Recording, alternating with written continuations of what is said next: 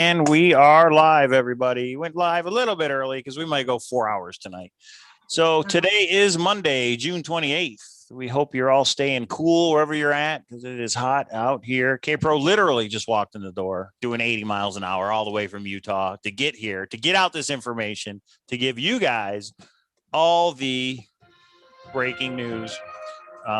You make your own decision if you think it's breaking news or not tonight, but I think people are finally starting to share some things. So Hatchet Jack says Forrest ended the chase. We'll see. We'll see what everybody thinks by the end of the show. How are you, Kpro? I'm good. I am tired. Some people were a little frustrated at me not going live yesterday or day before yesterday. Those of you that don't know, I was in Utah with both kids, and I want to do a huge shout out to Denise. She has a rental and she didn't have anybody in it. And she said, rather than pay for a hotel, what do you think? If you guys saw my Facebook feed, she did like a little treasure hunt inside. Yeah, that was pretty cool. Had a bunch of Pringles and stuff for the kids. It was really nice. So wet boots on the ground every day. We laughed, we cried. We almost went off a cliff. I have some video, maybe we'll show later. Kpro was crying. It wasn't, I was too far in and I could not figure out how to get off this ATV trail without, it was bad. And so I do not have the treasure chest. It's still out there with $10,000+ in silver in it.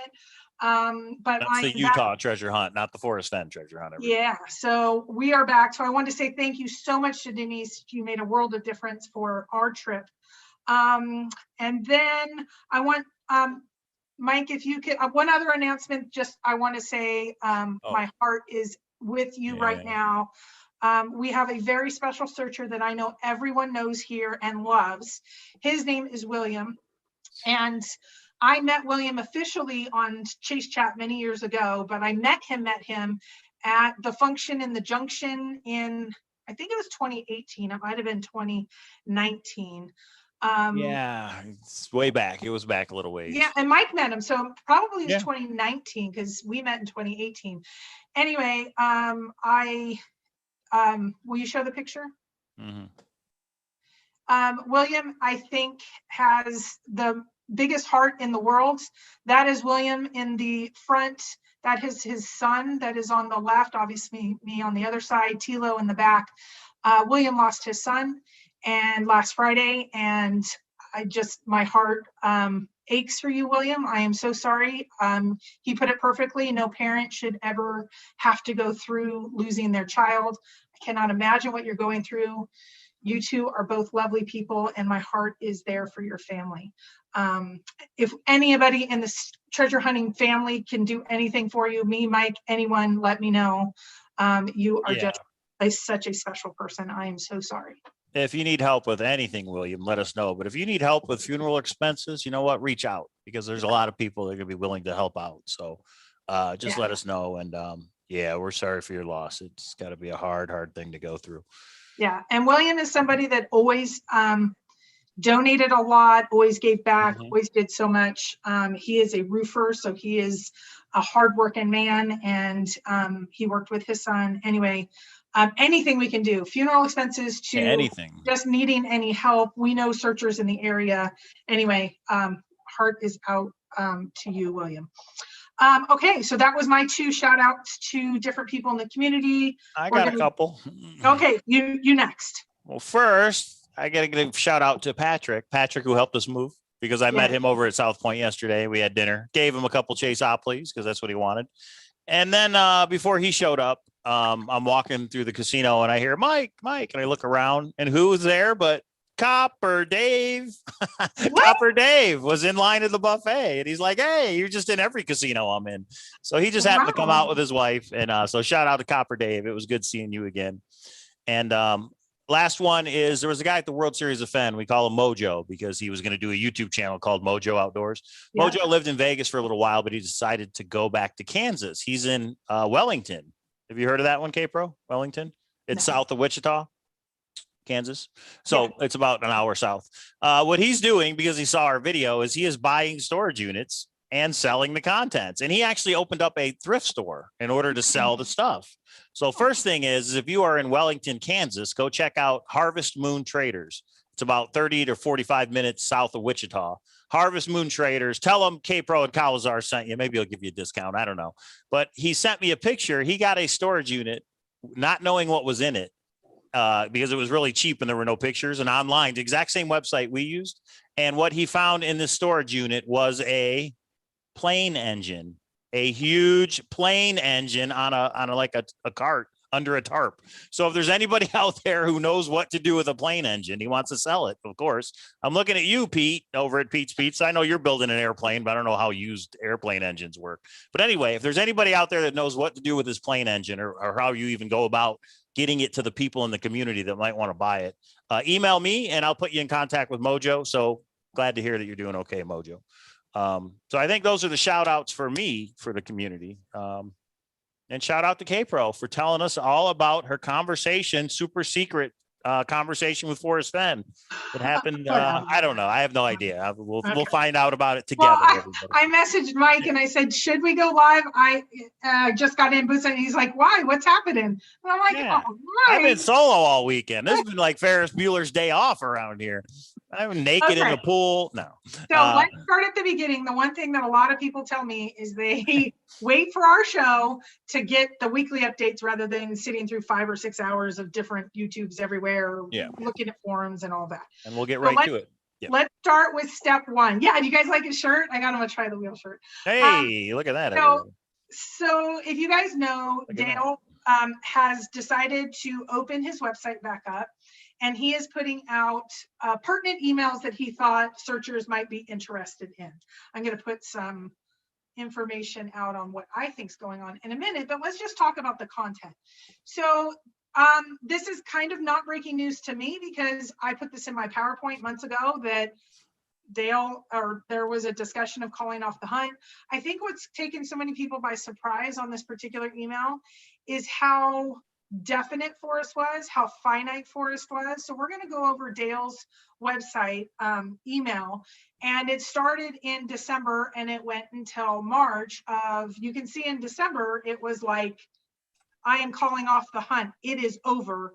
And then, let's just go through that part. And then I'm going to give you some information I have that was discussed previously, but very pertinent to this. Putting those two together, I'm going to give you some conclusions, and then I'm going to add to it with a couple different things that I've been working on. So, and I just want to remind everybody that I will be monitoring the chat. Put at Kpro or at Cowlazars. Super chat's on. If you have a question, you have to have Kpro or myself try and answer. And yeah, thanks for tuning in. Make sure you thumbs up. Make sure you subscribe. And let's talk about Forrest having conversations about ending the chase. Take it away, Kpro. Yeah. So bring up the email, the website, please. Oh, okay. Hang on. Mike's a little off because he has a 3-monitor system, and right now he only has 2 monitors. And you would down. Yeah, you would think he's. Oh, you need to make that way bigger. I almost had to cancel the show. I'm dealing with 2 monitors here, so. Yeah. There is a super chat. Give me a chance on the soundboard. It's going to take a minute. Okay. So this is DaleNeitzelblog.wordpress.com. Dale's been publishing emails now for some reason, so many months after, but this is it. And if you want me to read it, let me know. Yeah. The whole thing. Okay. Okay. So June 26, 2021. So he just put this out 2 days ago. Right. And the email is, the chase is over. And Dale says, in December of 2019, the burden of the chase was beginning to take its toll on Forrest. He was considering ending the chase and wrote me the following note, which resulted in the discussion below. So these are the emails from Forrest Fenn to Dale Neitzel. This is December 7th, 2019. The chase is over. Dale, this is something I'm thinking about and have not decided to do it or to do.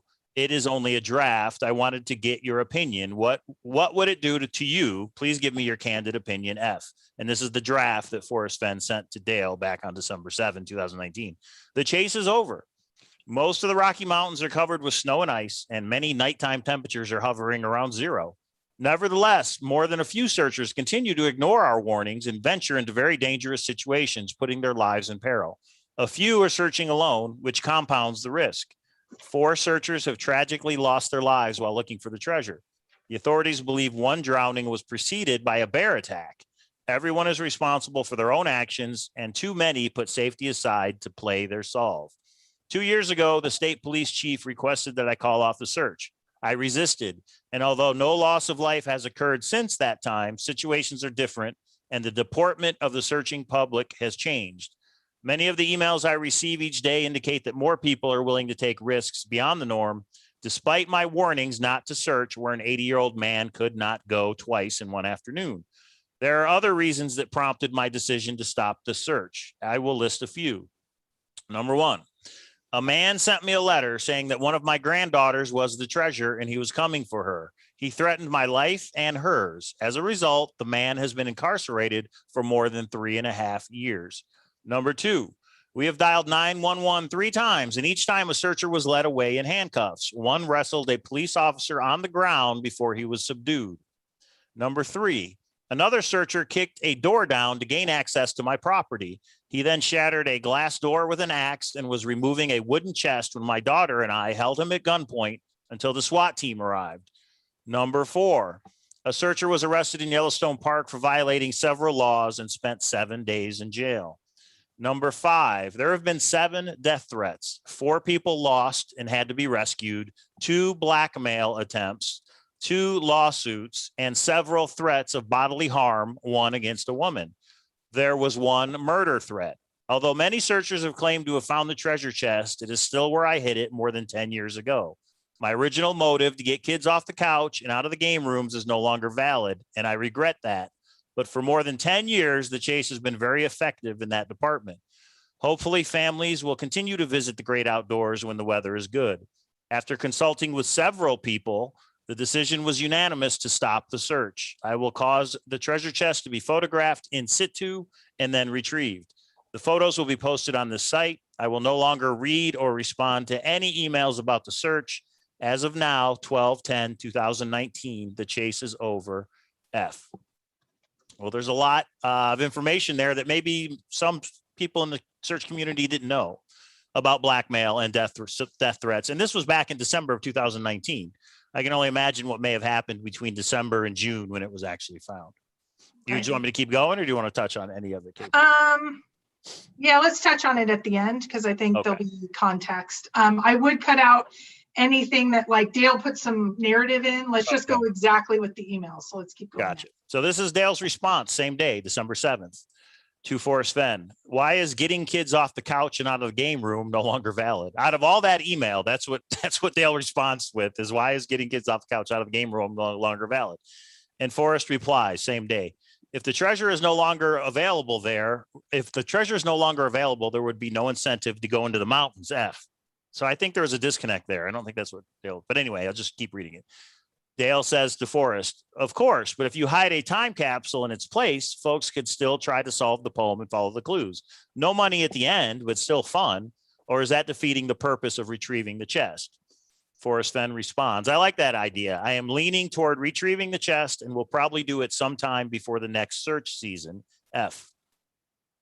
And then now we skip ahead to March 27th, 2020. When Forrest Fenn says, do you think I should suspend the search? Many search places are closed. F. This is during COVID. Okay.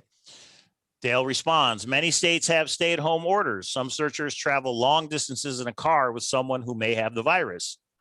I'm sorry. This is actually from F as well.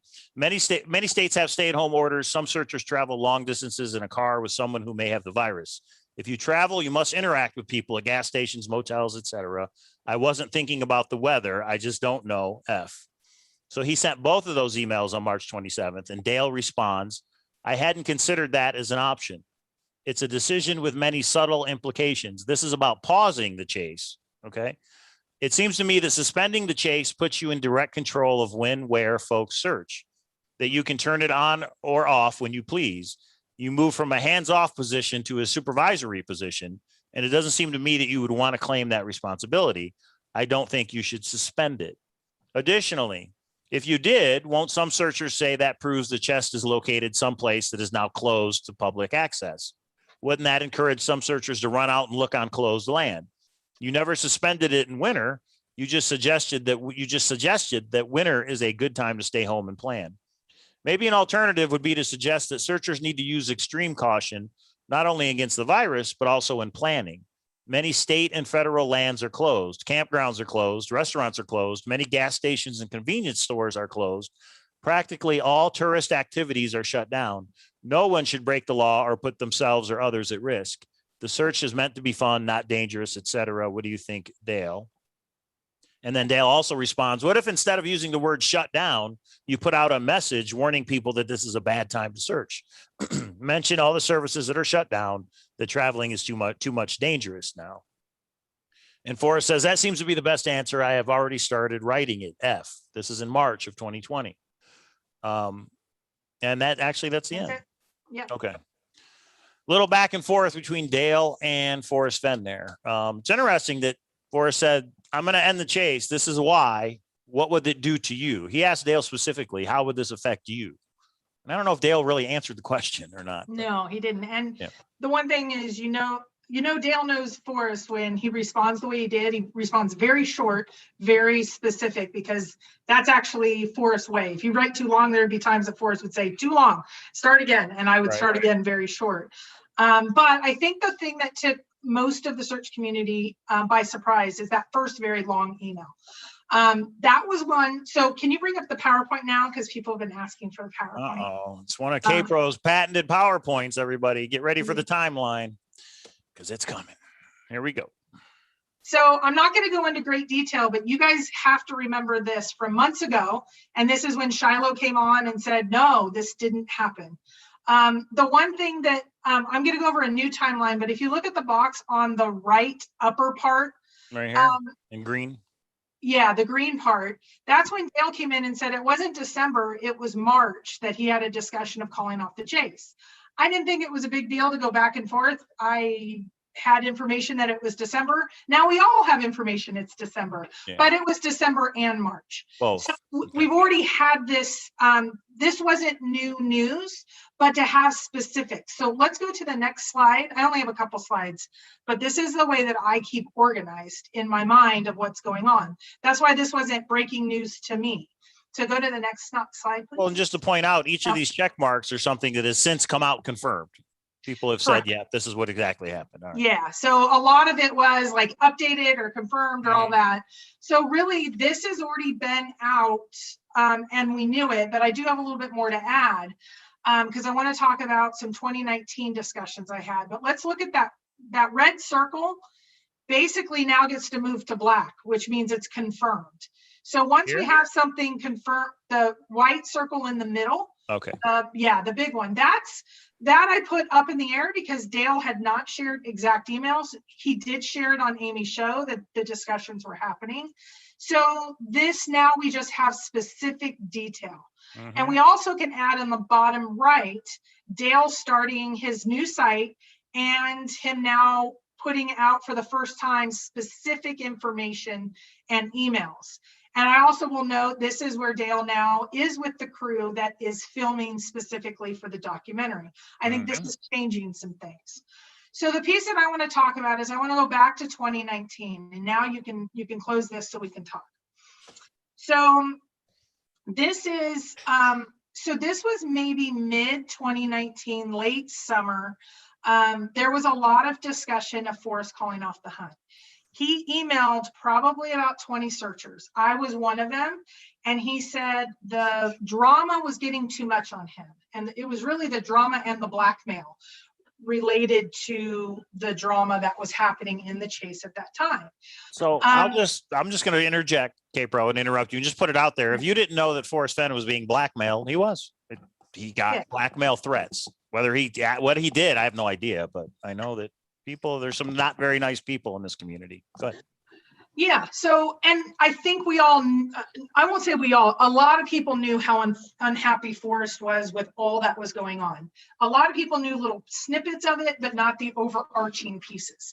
So like Queen Anne said, you had this information in December of 19. Why don't you share it? I did. Everybody was discussing it. It was on all of the shows. It was kind of like the drama now. Like people don't really know what's going on. They just think they just know there's drama, but this affected Forrest in a very real way. I'm not going into the blackmail, exactly what happened, all of that. It touched me in one way because there was a group of us that got some emails that said, I'm so sick of this. Why don't I just call off the chase unless everybody can just get along? Him and I discussed some things, but I went out to his house, or I had a visit. I don't know if I was boots on the ground or what was it. It was late summer 2019. And during that time, Cynthia and I were heading to his house. Maybe I was doing the maps. I don't remember what it was. Cynthia takes much better notes because I don't really take any. And here's what I said to Cynthia. I said, Cynthia, if he's seriously talking about calling off the hunt, because he emailed so many people, Cynthia was one, there were so many people on this email of just stop this drama nonsense. I said, why don't I make an offer to Forrest that we go pick it up? And she's like, you're crazy. And I'm like, what? The worst he can say is no, right? Right. Because if he needs some help, I said, if we can't go get the treasure chest ourselves, and he's seriously considering this, and I got to tell you, after Paris Wallace passed, he seriously considered calling off the chase. So this is not the first time he has seriously thought about calling off the chase. Before December 2019, before Right. the email to Dale, he has thought about it before. Oh, absolutely. Yeah. After the Paris one, I wasn't around during Randy. I heard that when Randy passed, that was such a shocker to him. He had never thought about if someone passed away because of boots on the ground. But I know Paris's death hit him pretty hard, and specifically to the point that he called his wife, and actually him talking to Paris, Pastor Wallace's wife, she was actually, from what I understand, I only heard the secondhand, she was the one that kind of said, no, like he was an adventurer. It could have been anything. And he didn't, we only had minimal discussion. I hadn't met him by that point. So go ahead. No, a couple people in the chat are saying a couple things. So let's say this. First off, what you have to understand is Forrest discussed shutting down the chase with several searchers. It wasn't just Dale, and it wasn't just Kpro, and it wasn't just Cynthia. I don't know the number, but there was a lot of people he talked to about it through email saying, I'm thinking about ending this. And this is why. I mean, if Forrest would have came out and ended it with that laundry list of things that I just read, I would have been like, why didn't you end it 6 months ago? I mean, of course you're going to end it. The other thing is Queen Anne and some other people are saying, Kpro, if you knew about this email to Dale back in December 2019, why wouldn't you tell anybody? Why didn't you say anything? Right, I just answered that. So I read yeah, say it again.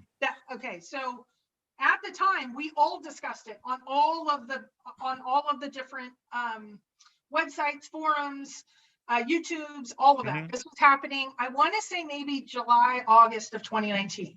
Like Forrest was frustrated. He was, we all discussed it. And because so many had the emails, they were sharing the emails in different places.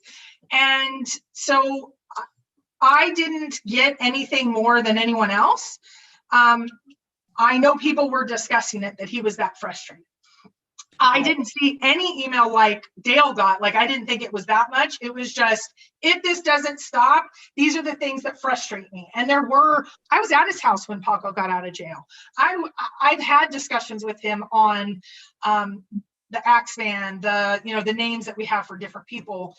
There was a lot happening at his place that it was really scary for his family. So let me get to the point though so we get to Forrest Fenn, and Cynthia went somewhere. I don't know if she went to the bathroom or where. And I turned to Forrest and said, if you're seriously considering calling off the hunt, why don't Cynthia and I go and pick it up? And that's when Cynthia came back in. And when was this? Was this before December 2019? Yes. After? Yes. Okay. Was it before our interview with Forrest and Douglas Preston? Okay. Yes. Okay. So you and Cynthia and Forrest are in his den in his house? Yeah. And because he has sent these emails out saying, I'm seriously thinking of ending this thing. Right. You say, well, why don't me and Cynthia just go pick it up? Yeah. And his response was? His response was, I would just have Shiloh go and fly and pick it up. Go and fly and pick it up. Go and fly and pick it up. And that would make sense to fly to Wyoming. Okay. Yeah. At the time, we didn't know that. I didn't know if he was kidding or not. It was kind of serious. That was it. That was all that was. It was kind of a ha-ha. And it was, but this is what got me thinking. So I know everybody's like, oh, she knew it was getting called off in June of 2020. No. It was a short little conversation I had with Forrest. Lots of people have that email from 2019 where he was frustrated. I think he was frustrated a lot. Rudy Green sent me a release about when Pastor Wallace died, and that he was really considering what to do, and he was going to call the chase. So this wasn't the first time. Think about everything that Forrest had been through, the blackmail, the lawsuits, the people being, all of that. So So, okay, so then we have that piece. And so this is what got me thinking, and this is what I really wanted to put the crux of the conversation to tonight. So we know Forrest was considering calling off the chase in 2017 because of Pastor Wallace. We know that he discussed things in 2019 with various people of, I'm just gonna, and he said specifically to me, and when I asked Forrest, it was not Cynthia's idea. I asked Forrest, and he's like, I would just have Shiloh go pick it up. But was he serious in his answer, or did he say it jokingly? Oh no, it was, we had a very serious, it was very serious because of all the stupid stuff going on. So you believe him when he said, if I was going to end it, I would have Shiloh fly and get it. Yes. And right there, you were like, not in New Mexico. Well, I didn't think much of it at all because literally it was a 10-second conversation. But this is what got me thinking. And look at Dale's email of he was going to announce that it was over. So we have Forrest in 2017, 19, and 2020, all saying via emails, via a press release, and via this private email exchange with Dale, if I'm going to call it off, I'm going to go get somebody to get it. And here's a copy of the press release that I'm going to do. He's hiding behind a jack. He's not orchestrating with other people. It's like almost like Forrest going, I'm owning it. It's not going to be a hire a guy and do this and do that. Right. And so that's what started getting me thinking to that little conversation that wasn't hidden. It was just a funny thing that happened because I remember Cynthia telling me I was crazy for asking. That made me believe if he was going to call it off, Forrest would have gone and picked it up or had Shiloh do it and then put out a press release. This is leading me to believe the opposite of maybe a lot of you in the community. This is leading me to believe Forrest would not have hired, and would he have hired Jack, who is not camped in his life, who is not a redneck with 12 kids, who was kind of a rich to-do guy with medical PhD school bills. They couldn't be more opposite when it came to political views. They couldn't be more opposite on values of your life. Leave it generic like that. Now, so like back east just said, well, Cowlazars, why were you in the dark? Why didn't you know any of this? I absolutely knew that Forrest had talked about ending it. I mean, I've been putting this link that, thank you to Rudy Green, because he sent it to us. This is a news article from 2017. And the name of the article, wait for it, everybody. Forrest Fenn considers stopping treasure hunt after Pastor Wallace tragedy. It has always been in the back of Forrest's mind to stop to have the treasure chest retrieved and stop it and end it. Because of all these issues. That laundry list that he sent Dale is just incredible. I mean, death threats, lawsuits, people breaking into his house, somebody went after his granddaughter. How much stuff did he have to endure before he would actually stop it? So Kpro's point is, if he was going to stop it, he would have just stopped it and put out that press release on Dale's website, had Shiloh go get it, shown a picture of it, and then given us the location, I believe, and said, hey, it's over, everybody. There's some crazy people out there, and I'm done dealing with it. I'm done having my family deal with it. It doesn't make sense that he would have Jack go find it for him. I think that's what you're trying to say, right, Kpro? That you remember this conversation where Forrest said, I'll just have Shiloh go get it. That's what I'm trying to work through right now. With this information, it made me click back to Pastor Wallace, the 2019 discussion I had with him, which wasn't serious or secretive or anything. It was my pitch on, hey, you've already been telling all these people you're going to call it off. If you do, why let Cynthia and I pick it up? And he's like, no, I just have Shiloh do it. And now we have Dale's email that says, here's specifically what I tell the community. Forrest was no coward. Forrest was, I believe Forrest would have done it himself and just come out and said it. I don't know why this email with Dale triggered that kind of memory I had from being sitting there with Cynthia, and then all that crap that went on in 2019. If you were kind of involved in that secondhand because of all the stuff going on and the blackmail and all that, that was when, so the one consistent thing he has done is he has never talked to anyone about hiring someone, especially like Jack, and doing it in such a strange way. He has always said, if I'm going to call it off, I'm going to call it off, and I am going to go and pick it up. I'm going to put a picture at the spot, and I'm going to put out an announcement. He's consistently done that. So for Jack to be a conspiracy And this is where I just go back and forth, and I'm just being honest. For Jack to be a conspiracy, it would be against everything that Forrest has set up to that point in 2017, 2019, and all those emails with Dale, his most trusted person he's discussing this with. Mhm. Then add on, he picks, if he's going to pick someone, he's going to pick Jack. Jack, the guy that has some pretty colorful past, more. It's been a controversial person. Yeah. More unelected. What has Forrest said? He wanted a redneck with 12 kids to find it. Jack is not that person at all. He's using it to pay medical bills for not even getting the degree and dropping out of medical school. So this is where I'm not saying I'm right, wrong. I'm even specific in my thoughts right now, but I'm just using the logic to say, this actually shows me maybe it wouldn't be Jack. And I'm sorry, Right.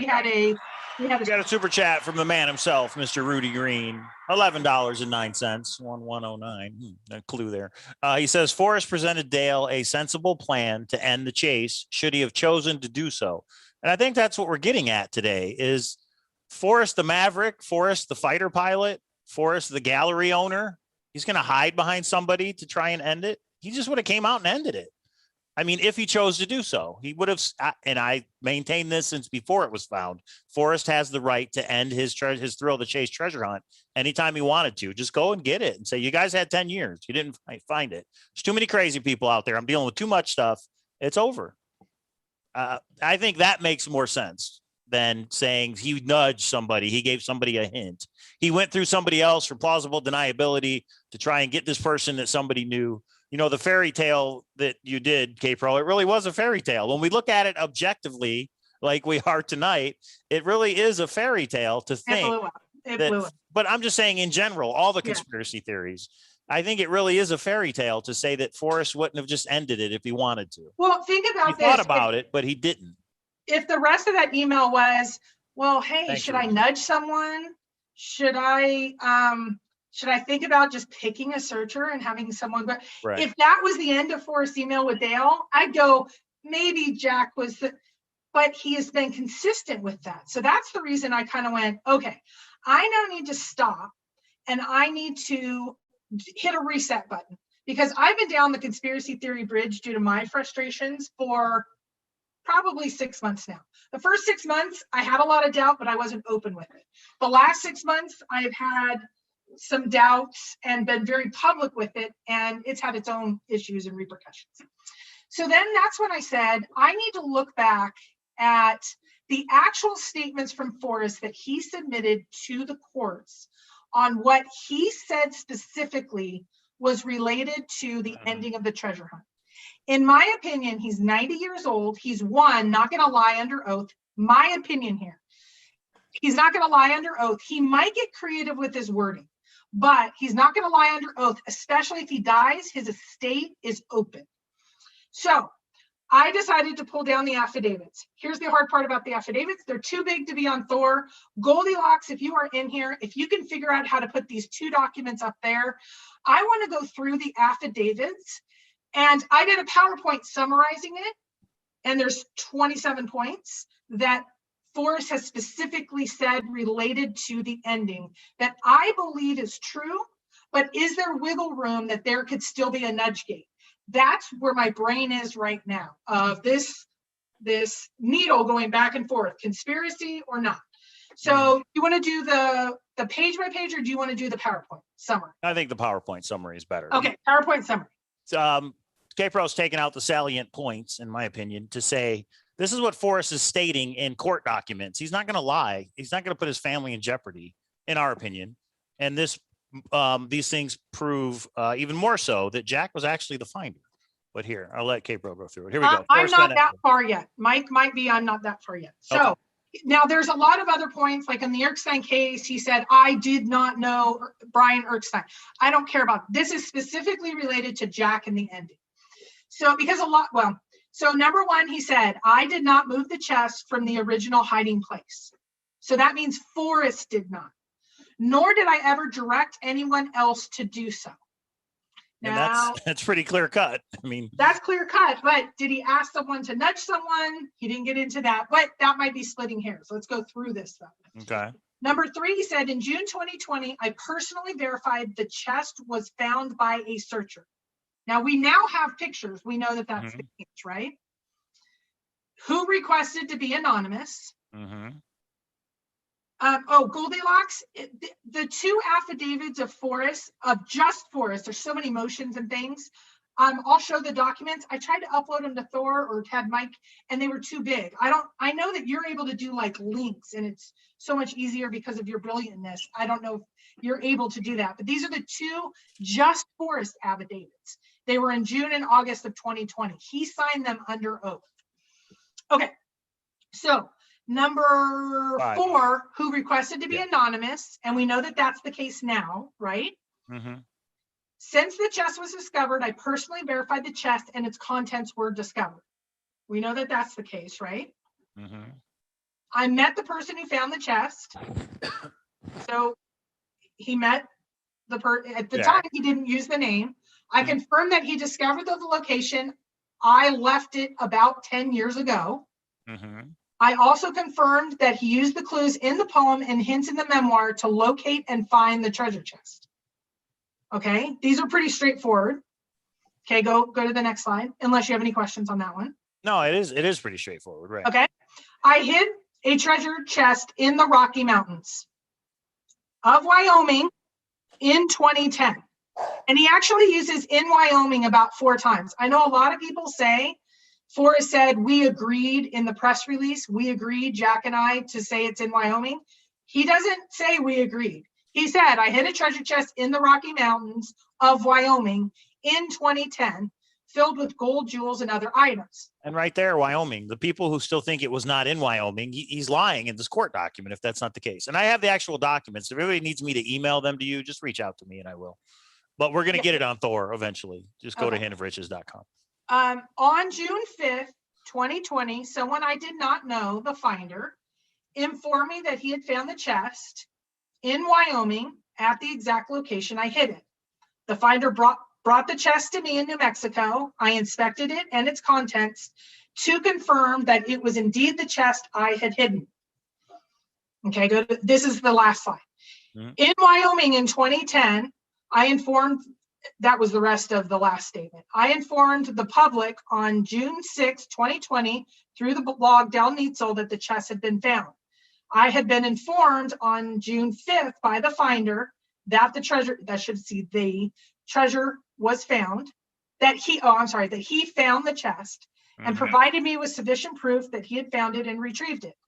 Until June 5th, no one had provided proof that they, had actually figured out where the chest was hidden and gone and found the chest. That's the key part. You got to retrieve it, people. Everybody who says I had to solve, but you didn't go get it. So it doesn't matter if you had to solve or not. Sorry. The finder understandably had the desire to remain anonymous, and I respected his request. So the reason I numbered these, so let's go back to, well, you can continue them on, but is there any, if there's a number that you guys see, it's 126. Is there a number that you see? Go back to number 1. I can't. All right, hang on. I'm going to start over. So is there anyone, let's just ask you 1 through 8, is there any of those that you believe that cannot be the case? Do you believe Forrest is not telling the truth? I don't believe Forrest is going to lie. I don't think he would lie about the end of the chase, no matter what it was. This is the way it happened. And he in these court documents, he's explaining it. Yeah, I don't believe there's any falsehood to any of this. Yeah, so I did when the chest was first found. I did the first couple months after, because we were all like, what do you mean he doesn't want to say who he is and where he found it and everything? That's just it. And everybody was upset and sore. But at this point, especially after Dale's emails and your conversation, that if Forrest wanted to end it, he would have on his own terms. Okay, so we can bring this down. Yeah. So I don't have any problem with it. What I want to do now is digest these. If there is any number that you look at that and say, that isn't the case, and here's why. Mhm. It seems that there's still, I want to work through it in my head. Is there a way that all that can be true? Because I don't believe Forrest would lie under oath. But there was a nudge, because it didn't say, I didn't ask, what if he, and this has been my premise all along, is Forrest still told the truth, but there could have been a nudge gate. I didn't tell Jack to go and get it, but I told someone who told Jack to go get it. Mhm. So then he could still technically be correct under this. I don't think so. I don't think so. You don't think what? I don't think that makes any sense. I don't think Okay. Forrest would do that. And I don't think through the things that Forrest has said in these court documents that makes any sense. But you know what that means? In my opinion, and I'm not speaking for Kpro, but in my opinion, it means Jack actually found the treasure chest. But there was the big blow up, right? But Jack found the treasure chest. It's that simple. The guy found it. But he caught a slip up, right? He caught a slip up and he figured out the area, and maybe he figured out the 9 clues and maybe he didn't. But either way, Jack, and even Forrest even said in there, he did figure out what the 9 clues were. He did figure it out. Now there are some searchers saying but how many times did he lie to you, Christy? He lied to me about Matt being at his house. Oh, okay. Lying to me, I see, this is where I'm starting to go, and I'm starting to still figure it out. I'm not where Mike is of like, it's Jack. I'm just saying, this has actually helped me try to get out my own confirmation bias that I feel like there's something more, but there might not be. There's a difference between lying to a searcher and lying under oath that can have, due to a lawsuit that can have significant repercussions to your family. And I would just say this: some people took our thumbnail for the show tonight as meaning proof that Forrest ended it, proof that somebody sent Jack to get it. No, the opposite. The Dale's email, in our opinion, is proof for us that if Forrest wanted to end it, he would have. He had a plan back in December of 2019 to end it. He didn't need Jack. He didn't need any of the searchers to go get it for him. If Forrest wanted to end it, he would have said, Shiloh, get in your plane, go and get it. This is where it is. Go and get it and bring it back to me. Shiloh has his own plane. There would have been no problem with transporting the chest and the contents on his own plane, right? There would have been no issues. It would have been, go get it, put it on your plane and bring it back. And then we're going to put the pictures on Dale's blog and we're going to tell everybody it's over. It's like Occam's razor. What's the simplest explanation? That if Forrest wanted to end it, he would have. So the simplest explanation is that Jack actually found it. So I think I owe an apology to Jack. I'm not there yet. So what I'm trying to do is, I think we call it Fenn speak. Mhm. Fenn can answer a question in a way that it answers it and says one thing where it really had some meaning elsewhere. So in my opinion, I'm still digesting. I'm not there yet, but I know a lot of people were looking at just the press releases. And I think we have a different level of confidence that Forrest was being forthright in his under oath documents. A lot of people didn't even know these documents existed because I started asking around the last couple of days and they're like, he made a statement. Where was it? So that's why I want to get it up on Thor. I want you guys to see it. Some people still are just going to say Forrest lied under oath. I don't believe Forrest lied under oath, period.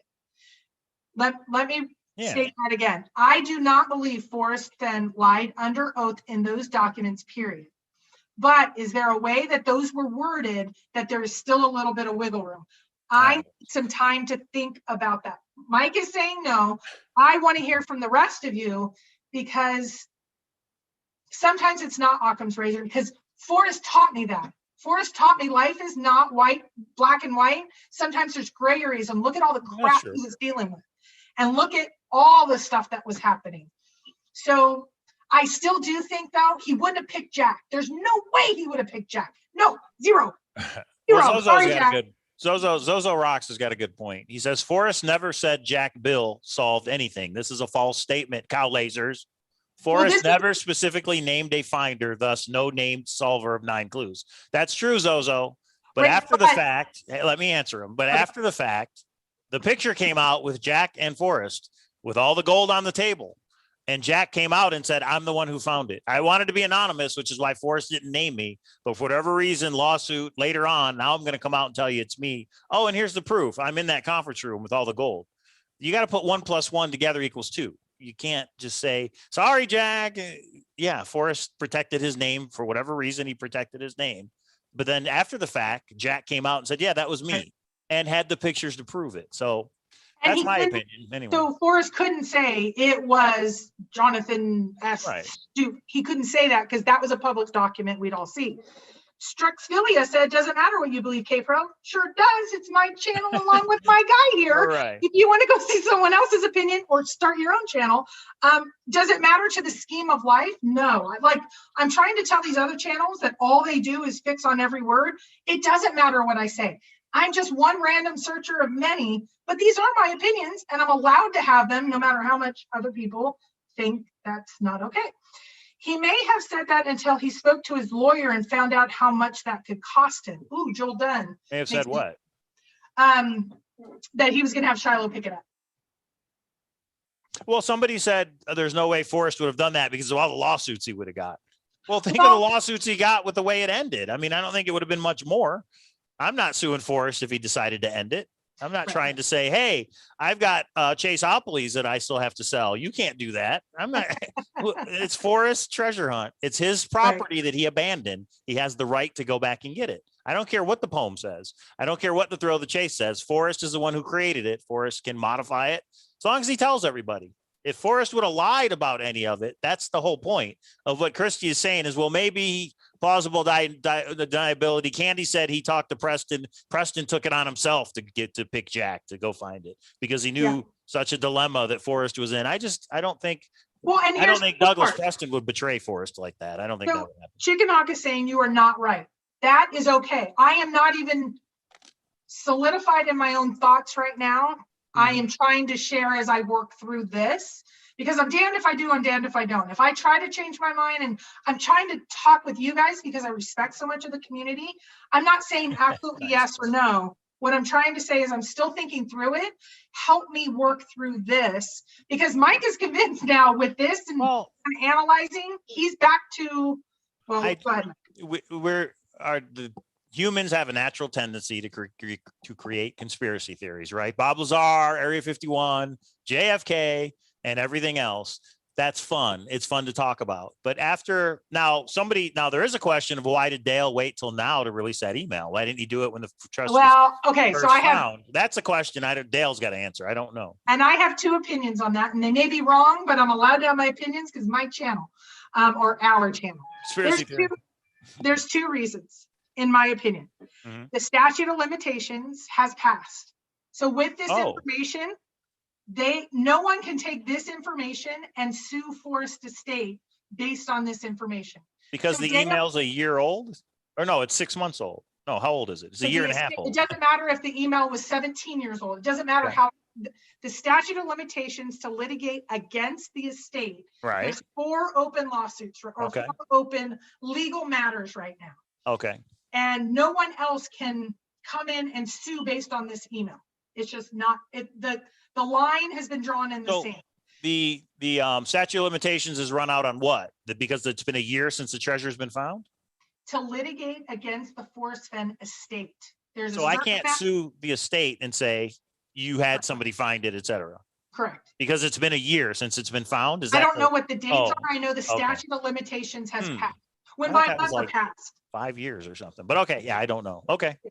So you think that's why Dale waited till now? I think Dale would never hurt Forrest's family, but he's very frustrated with Jack and all this. He waited until past. Now, this is totally my speculation. He waited until the Forrest Fenn estate couldn't get hurt, but now he's putting it out. And oh, by the way, they're in the middle of filming a documentary. We already know we had Lidgate. We already know there's a lot of stuff. There's a lot of stuff being staged for the community to react to right now.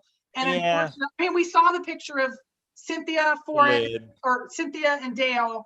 And if you guys didn't see one of the shows last week, the whole crew, the Justin, Amy, Cynthia, Matt, and Dale, they're all up filming right now. And coincidentally, this is when Dale drops this. Yeah, that's true. That's probably for something they're doing. But I'll just say this. That they're up there with a film crew going over the GPS nook, obviously, because Cynthia posted the picture of the lid in the GPS spot. Why would they not ask Kpro to join them when Kpro's the one, me and Kpro are the one who broke the story from the source. The source doesn't want to have anything to do with the documentary. I've already asked, but Kpro's the one who said, hey, Cynthia, do you want to go up here with me? And hey, Justin, do you want to go with me and find this thing? I mean, I don't know. It seems kind of shitty to me to go do that, but not even if it's like Kpro, we're doing this. And this is the reason we don't want you up here. At least just tell you, at least just come out and tell you. So I don't know. It doesn't sit right with me, but hey, people can do what they want. Obviously, if there is a documentary made, I hope it's good. I'll definitely watch it. Brian Gates, We were the one that broke it and then not involved. I don't get. We Go see ahead. this 72 times. If you keep spamming the chat, we're gonna. Well, wait, is he saying the documentary? No, he's saying let's see Oh, the whole documentary. we've Let's shown see the the whole whole documentary. documentary. Let's see the whole documentary. Let's see the whole. Brian Gates, we've shown the whole documentary. You must have missed it. No, we have not. In pieces, we have. Okay. Unedited, we have. No, we have. Okay, I'm the one who edited it up. I know we have.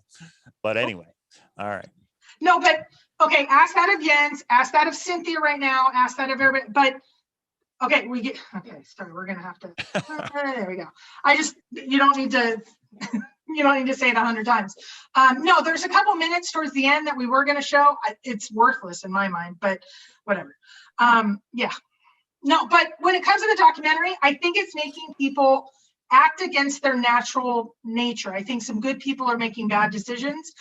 I don't care about the document. I hate to say, right. Yes, should people have been a little bit better? Should people not be emailing you about my kids, but act all sweet and innocent on their YouTube channel? Yeah, some people should leave me alone. Yeah, you know who I'm talking about. And yeah, I just don't agree with what you're saying, but I do know who you're talking about. I don't care. You can hate me openly. You can hate me privately. Right. What's the crappy deal? And I would say the GPS solve wasn't mine, Cynthia's, or Justin's. It was yours, Mike. Well, but we put it out there for everybody. So that's right. Anybody can go do what they want, except you made the trip. That's all. That's my only point. Is you, Cynthia, and Justin made the trip. So if there's going to be some kind of story about it or recreation, you'd think it would be with the original people, but maybe not. Maybe I'm wrong. No, I've heard they're cutting out and adding different people in, which is fun. I don't care. I want the answers. I don't care about the TV stuff. Some people are hanging their entire value of life on being on a show. I don't care about that. I'll say this. There's some, I don't know how to put it. There's some, I'm not even going to go there. Never mind. I will say though, that what makes the most sense is that Jack found it and he found it fair and square. And, so I got to say, sorry, Jack. I went down the conspiracy theory bridge. We've done it a bunch of times. And, got upset that you couldn't come back and meet with Forrest and everything. But I don't know. I'm not you. I don't know what went on. So, So Flamingo is saying, let us remember the chest is in possession of attorney that represents Zoe. I do not know, other than rumors and BS, I have never heard that to be fact. And supposedly Jack. I do not agree. I have heard some people say, if you pay us like $25 or something, we might tell you who it is and show you proof. Sledneck, I've never seen that to be fact.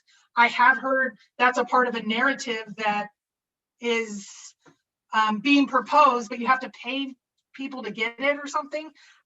I would love to see some actual evidence if we're talking about evidence. So, okay. A lot of people are saying Jack did not still find it. Well, then that's your opinion, and that's fine. Okay. I mean, yeah. I just believe it just makes the most sense that he did. It's just, but I know what people are going to say is, but why that weekend? That's when it ended. Why, and it's just coincidence. It's happened to be when Jack called and said, hey, Forrest, I found your chest. Give me permission to go get it. And now I'll drive down to Santa Fe. And yes, I'm going to stop at Walmart. And yes, I'm going to stop at a national park. And it just happened the way it happened. We try and pick it apart. And don't get me wrong. I still want to know the solution. I want to know the location and I want to know the solution to the 9 clues. That hasn't changed. Jack, you should still come out with it. And maybe you have a good reason for hiding it. Maybe you don't, but we could still figure it out. I have no problem doing that. Yeah. So I am saying that I believe that Forrest was honest in his under oath statements, 2 of them. He did not name Jack because he couldn't at that time. He said he was going to keep anonymous. I still need to sift through, is there a way that there was some Fenn speak there that Jack still could be nudged? But at the end of the day, he would have never picked Jack. So right. I don't know. I'm still like my original conspiracy theory. Is it possible that there's a nudge gate and it was once removed or something? I'm leaning more towards no, especially with this new information. Now that we saw specifically from Dale how Forrest was going to end it, it wasn't with a Jack. It was with Forrest saying, I'm a man, I'm a maverick, I'm not hiding behind anybody. I went and picked it up, and to hell with the consequences. Not, I'm hiding behind Jack and making a conspiracy theory. So, and Joel Dunn, that answers your question. Joel says Occam's razor. Fenn said he was going to end it, and he ended it. What's more plausible after 10 years, somebody actually found it, or for Forrest doing what he said he was going to do? But that's not how it ended. Forrest said he was going to have Shiloh go get it and put a thing on Dale's blog that says, I retrieved it. It's over. That's not how it ended. So I don't know, why wouldn't Forrest have done that? What could have made Forrest change his mind to say, I can't just have Shiloh go get it. I got to have somebody else get it and pretend it was found. I don't know the reason for that. Over the Mountain of the Moon with the $10 super chat. That's a new name. Forrest had the right to end the chase. I agree. In which he did end it, but wasn't counting on the other who crossed the line at the same time. Things will come to pass soon enough. All right. Well, when they come to pass over the Mountain to the Moon, you come back on the show and tell us what's going on. Because we just interject all these theories, and that's fine. Everybody has their own opinion. Everybody can do their own theory. But for me personally, I'm just starting to think, I think Jack just found it. If COVID didn't make Forrest end it, you know what I mean? He let all the winter time go when people are searching. He let all the stuff happen that happened. He didn't end it. Jack found it. That's all. and I'm getting there. Nice, Bobby. Real nice. I'm getting there. The one thing that I just don't. Okay, I'm going to give my opinion, and this might insult you, Jack, and I'm sorry if it does. I think if Jack is the one that found it, he has handled this so poorly. But that's kind of his track record has been to, in a PR standpoint, handle things as poorly as can be. Well, yes, we can all have our opinion of Jack on how he decided to do what he did. One, just remaining anonymous to begin with. Two, then coming out and saying, okay, this lawsuit's going to force me to come out. Three, putting an email address out there for people to correspond with him. If he really wanted to just be anonymous, wouldn't he just rode off into the sunset and said, I found it. I'm Jack Stoof. Bye. Drop, mic drop. But no, he keeps talking to people. And then we have the whole Shannon thing. And now, does Shannon know the area or does she not? I don't know. You know what I mean? I don't know. I don't see why Jack would care anymore about keeping the location secret. Fenn is dead, and it's not special to him anymore unless Kpro, it was found in the park. Maui Bob, I lean your way. I believe the park would have legally come after him. And I believe, I've said this for the last year, I believe it is not because it needs to be held sacred or we could get injured going there. It is for legal reasons. He will lose that chest. My opinion only.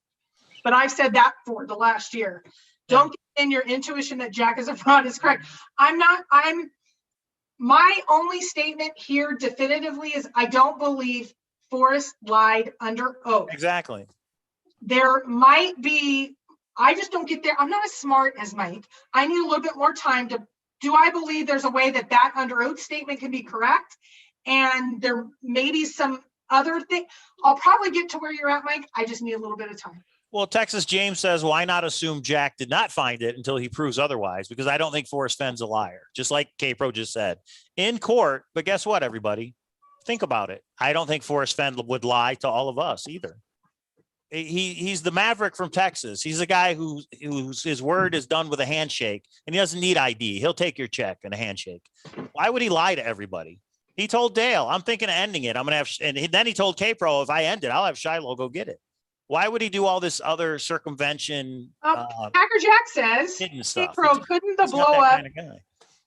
blow up the day before Jack found it be that Forrest told the family he would end it? Could Nat be the key? Forrest told Nat and Nat picked Jack. Possibly. Anything possible, but it sounds very complicated. Okay. And I know that Nat is like in a vengeance trying to look for it like everybody else. I don't think he knows. I know some people think he's in the conspiracy of all of it.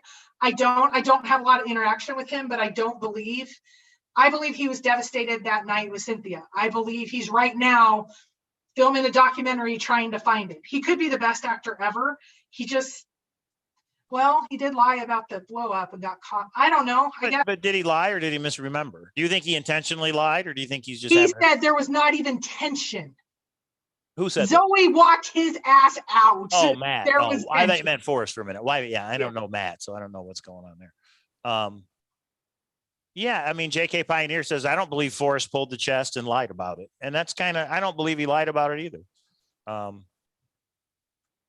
Yeah, Voice of Affidavit Raisin, above. nice, says, Oh, affidavit above. Okay. Holy yeah, just Julie's posted. posting the link. Okay. Okay. Sorry. I'm catching up the chat. Sorry. Voice of Raisin says Forrest planned on ending it, talked to his lawyer, then decided to have a shill as a front. Why? So Forrest pulls it, says it's over. Do you think everybody would have sued him to say, you can't do that? And you don't think Forrest isn't going to win in court and say, I just retrieved my abandoned property? You know what I mean? These people had 10 years to find it. Couldn't. Too many crazy things are happening. I retrieved it. Okay, so Carrie has, and I'm not where Mike is. I'm still deciding. And so the questions are good for me because they help me. Carrie said, if this is a nothing burger, then why did Shiloh come on your show about it? This is my thought on that. I made some statements that may or may not have been true, like Forrest knew that he was dying. I got that.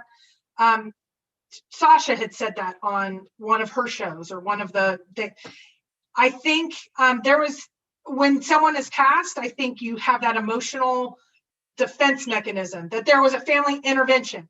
I believe there was a family meeting, discussion, whatever you want to call it. What did he say in there? He said, a group of us met and we're unanimous about, or I've asked different people and they were all unanimous to call it off. I think that was his family members. But I think that night it sparked some things probably with Shiloh about his grandfather passing. And Shiloh, they had such a special bond. That is my thought process. I don't know. He lied about the emails. He lied about the emails with females, so he is a liar. Okay. Well, that's a whole other road to go down, but that doesn't have anything to do with the treasure chest, in my opinion. Now, Goldilocks says he may have lied if he knew he was going to commit suicide. I don't think anybody's saying Forrest committed suicide. Some people say that, and I so strongly believe against that. I'm not discussing that. Super chat, Marty Bird. Do you know where Marty Bird is from now, Kpro? Ozarks. Oh, you see the picture? So all this time, I made her watch all 4 seasons of Ozark. Now she knows what the name's from, Marty Bird. Okay. Wouldn't it be funny if that was Jason Baseman? Okay. That is so funny. Thank you for the super chat. Do you think Forrest would have released the solution if he had pulled it? During the discussions, did he ever talk about also releasing the solution? Oh, that's a good point. And Dale's that back and forth with Dale, I don't think he said, or did he? I'd have to reread it. Did he say, he said, I will post pictures of it in situ, meaning out there in the wild, post a picture of it. What do you think, Kpro, about the solution? I'm going to hold off a week on that answer because I believe I have a really strong opinion and it's based on some information that I still need to sift through some stuff in my head. I believe Forrest was a maverick and Forrest would have put it out if it was up to him. I do too. He did it was because of Jack. I think Jack is not a maverick. He's a guy that's never camped. He's a flatlander, PhD student. He is so what Forrest did not want. Right, but he still found it. So congratulations, Jack. You know, right, but if Forrest would have retrieved it, Forrest would have put everything out because he's a maverick. He's a man. I will put it like this. I've come to realize just over maybe the last couple of days that there's a lot of shitty people in the chase, and I don't think Jack's one of them. He found it, and he's dealing with the repercussions, legal and whatever else of finding it, and everybody hating him because he found it. I think when it comes to the chase, and I'm almost there saying that he found it without help, everything we have done to him and me being a big we was wrong, but I'm not, I need to get there a little bit further. He has done nothing wrong when it comes to the chase. Right. Let me put it that way. I don't think there's some favorable things in his past that I don't like enough to say, but when it comes to the chase, I agree he did nothing wrong except go and find it and then not share it. But if he can't share it, he can't share it. I don't think he should have done some of the things like, here's my email and you can email me, but I'll only correspond with certain people. Right. He made some bad choices, but I don't think he's a bad person when it comes to this chase. And I don't know the reason why he won't release the solution or the location. So I I may not like it, but I can't judge him on it until I know the solution, the reason. If I knew the reason, I could say, oh, that's stupid. You're using that as an excuse. You're a horrible person. But I can't do that until I know what that You're is. If asking we if ever we're going know. good cop, bad cop. Yeah, Mike would be the good cop and I would be the bad. Okay. Joel Dunn has got a good point. Did I just lose it? Joel Dunn says, in law, there is something called detrimental reliance. If you tell me you hit a chest and then I spend money to go find it and it turns out you didn't, I can sue for reimbursement. I agree with that, Joel, but the problem is Forrest did hide it. For 10 years, you could have went and found it. So if he ends it because nobody has found it, I don't think that comes into play. Well, and if he goes and takes it because he's been blackmailed, murdered, all these other things. Reasons. He didn't just end it because he's a dick, Forrest Fenn. I think he had justifiable reasons to end it. Just like the chief of police called on him to end it. Just like, you know what I mean? We got a big $20 super chat from Gross Pork, who says, if you watch Jack's video on cognitive bias, you'd know that he's brilliant. His discovery shocked even Forrest Fenn. Stop being babies and accept the outcome. I don't know about the babies part, but I'm starting to accept the outcome, Gross. So thank you for that super chat. And so Hillbilly Hound says, so in the Medium article, Jack says Forrest went through great lengths to hide his identity. What great lengths did he go to other than just not revealing it? He fought motion after motion in court. That cost his estate, him and his estate, a lot of money. He could have just said, here's the name, move on. I know that there was some heat he took from searchers, from friends, from family. It would just be easier if you say, it's Jack Stoof, go talk to him. He didn't. He gave his word and he didn't. He could have also put the solution out without Jack's approval. He didn't. Why? I think he gave his word to Jack. He left it up to the finder, and the finder was Jack, and Jack said no. I don't know. Again, I'm still needing some time to sift through it all.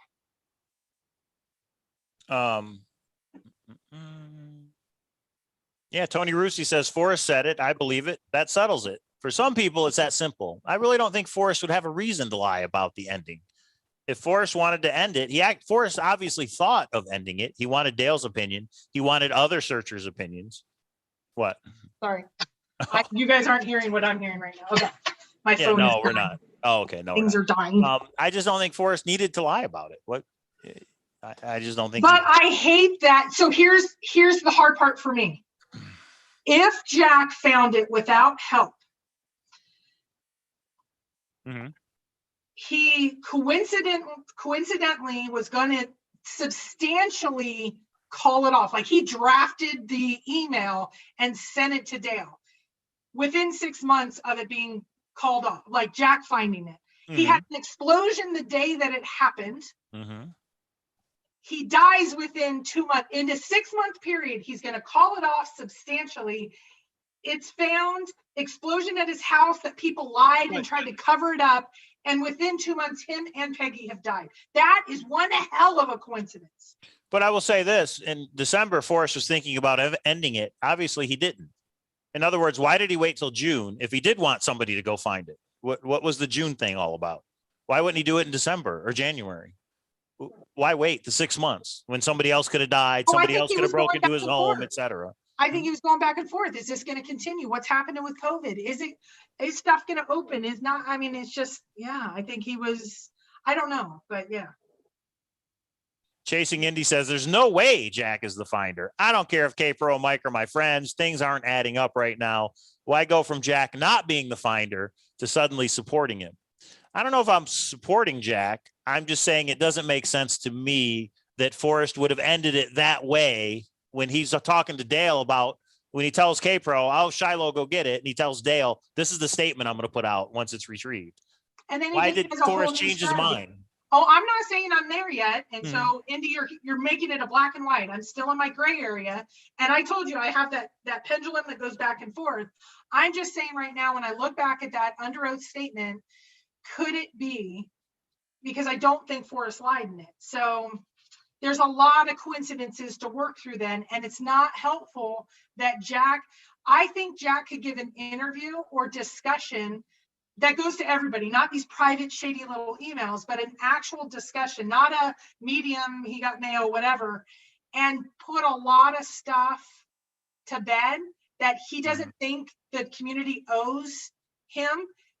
Sure, we're not owed it, but then you're going to get a lot of crap otherwise because you're not doing what a lot of people would do as a human being. And so it doesn't help that there isn't a lot of care for others or self-awareness of what this does to others by your actions, if that makes sense. Hooli says, Kpro, we know Jack Stoof is money hungry. If Jack could tell us the answers, why would he cripple himself financially by not doing press, media, book, movies, etc.? Why do you think Jack is just saying, I'm not going to say anything other than give the crumbs out that he has? I don't know if it's lawsuits or I don't know if it's he just wants to sell the chest, be out of it. I don't know. I don't know is the answer. Maybe it's because searchers are crazy. Maybe because he doesn't want to deal. But that's the thing with him giving his email out. He is dealing with searchers. That's the part that doesn't make sense. Yeah, there's so much more money available for media. Maybe he doesn't want to slip up and then it sends somebody somewhere and then I don't know. I don't know. Yeah. And somebody said, why isn't he just, what's that? It doesn't make sense. Why isn't he doing some sort of media and getting paid for it? Well, does that implicate him? Sorry. Does it implicate him? Does it implicate him if they're, I don't know. Does it legally expose him more? Well, the only thing I can think is the reason he won't do a book or a movie or anything about the solve is because then the location will come out. Maybe no, there's he a can't do it about compelling. the solve. But he could, he could not do it about the solve or the location. Well, then what's the book about? How I found Forrest Fenn's treasure, but I'm not going to tell you how. And well, that's Barbara Reese's book. I don't. Yeah, but that's a book about the chase, not just about Jack. So let me put it this way. I don't think anybody's giving Jack a bunch of money if he doesn't give up the location and the 9 clues.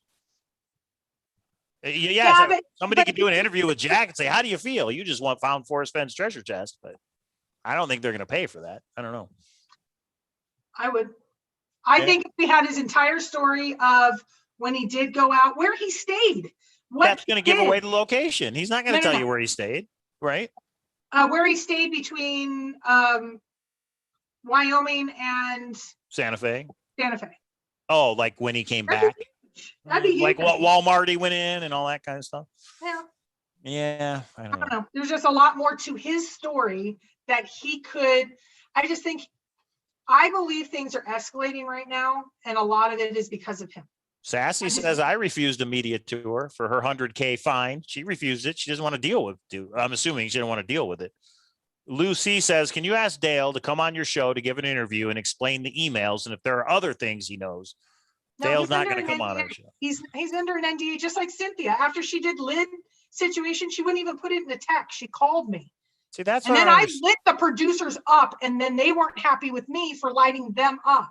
And I'm like, then don't stage stuff. Right. I'm okay with you guys doing renditions of things that really we gave them, and then they're doing it on their own. That's fine. All right. Don't manipulate people that are invested emotionally in this for ratings. I'm not okay with that. So anyway. And that doesn't make any sense. If Cynthia is under an NDA with some kind of filming, a documentary group, why would she post a picture in the Grand Adventure of the Lid? Because it's part of the narrative, because now they're doing shows on how we're all responding to it. We're like the puppets. It's okay as long as it benefits their narrative. So anyway. I didn't think of it that way. Yeah, that's interesting. Yeah, Sassy says correct. I don't want to deal with the crazy people, and the crazy people are out there. So I could understand Jack saying, I'm not going to deal with you people. But then why give his email address out? That part doesn't make sense. Yeah. Right. Although it's controlled, he doesn't have to email anybody back. He doesn't want to, and he can just delete that email address anytime he wants. So I don't know. Yeah.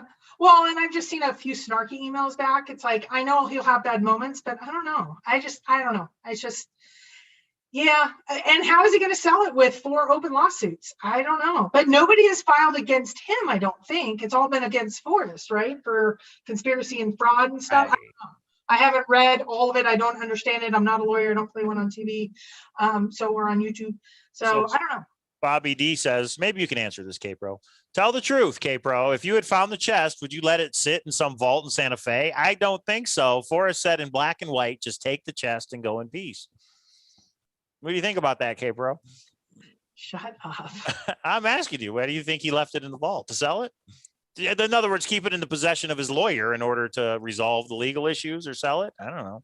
So let me ask you this. If whenever he does sell the chest and it goes to auction, is the person who wins the auction going to retrieve it from the lawyers in Santa Fe? Yes. From what I understand, yes. Well, then that would make sense why it's with a lawyer. He doesn't want to deal with it, right? Yeah, interesting. Good question, Bobby D. Thank you, Bobby D. You're such a little. Well, what do you think, Mike?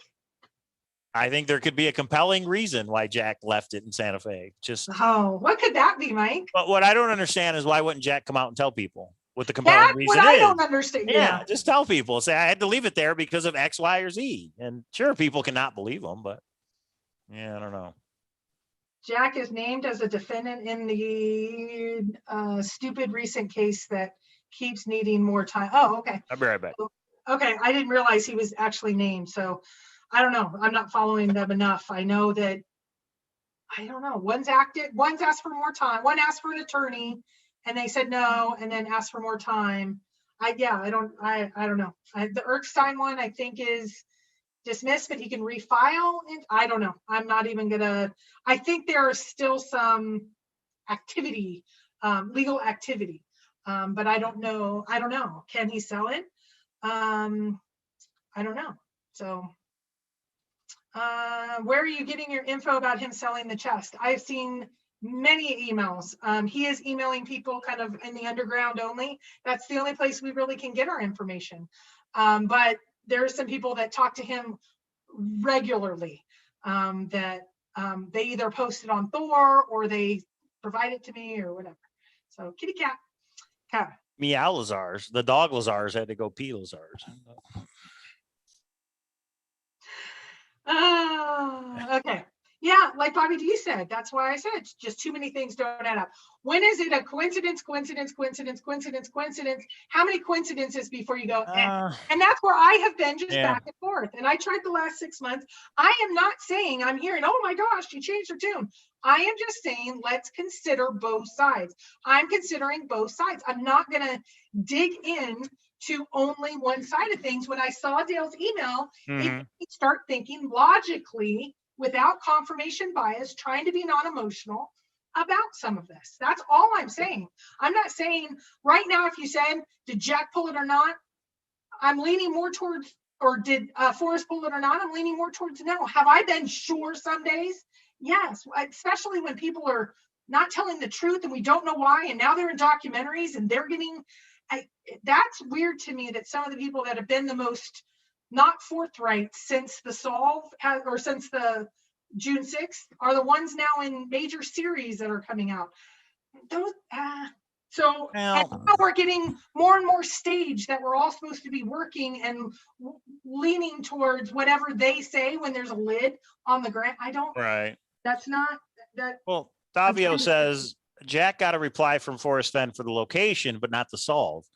If somebody was to send Forrest Fenn the correct solve, do you think he would have replied? They haven't retrieved it yet. They just sent him the correct solve.